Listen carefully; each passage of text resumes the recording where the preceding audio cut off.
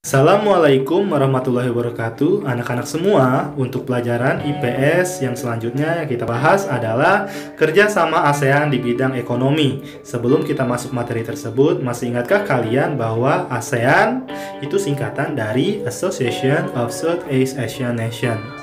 Kemudian anggota ASEAN pastinya masih ingat kan bahwa ada 10 negara. Jangan dilupakan ya. Nah, kali ini kita akan membahas bentuk kerjasama ASEAN di bidang ekonomi. Mohon disimak dengan baik-baik ya.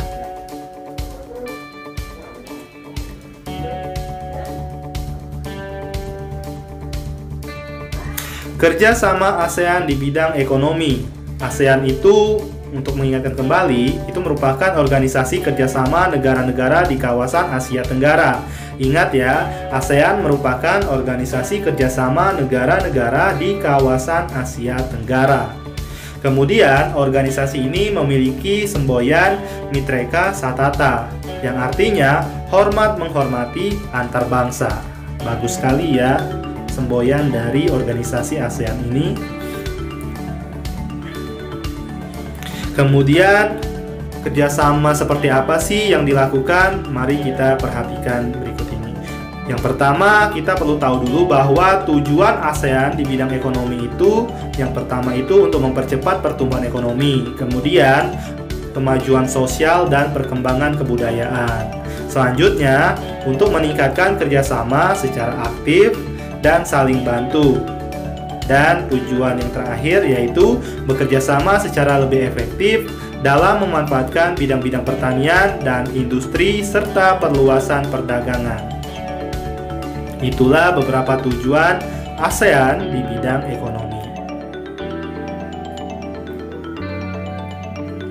Bentuk kerjasama yang telah dilakukan untuk mencapai tujuan di bidang ekonomi tersebut ternyata ASEAN telah melakukan. Nah, bentuk kerjasamanya itu yang pertama penyelenggaraan proyek industri, yang kedua penyediaan cadangan pangan, yang ketiga pembukaan pusat promosi ASEAN, dan yang keempat itu adalah pembentukan AFTA.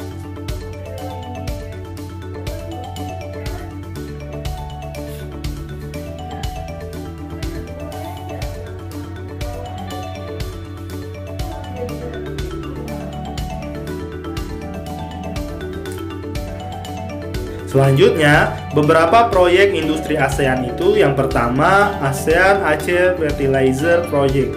Ini merupakan pabrik pupuk di Aceh, Indonesia.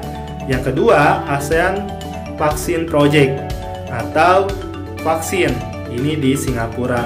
Dan yang ketiga, ASEAN Cover Fabrication Project. Ini adalah pabrik tembaga di Filipina. Inilah beberapa proyek industri dari ASEAN.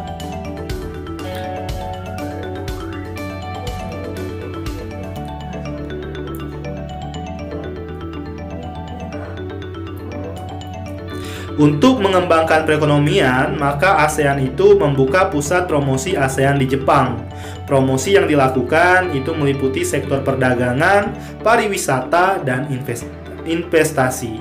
Tujuannya apa sih? Nah, tujuannya itu adalah untuk melakukan peningkatan kegiatan ekspor dari negara-negara ASEAN ke Jepang.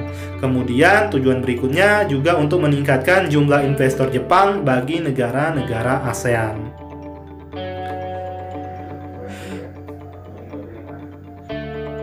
Nah, anak-anak semua, itulah sedikit penjelasan mengenai kerjasama ASEAN di bidang ekonomi. Semoga apa yang telah dijelaskan bisa membantu kalian belajar dan tentunya bisa membuat kalian mengetahui bahwa ternyata kerjasama di ASEAN di bidang ekonomi itu seperti yang telah dijelaskan tadi. Semoga bermanfaat. Terima kasih. Wassalamualaikum warahmatullahi wabarakatuh.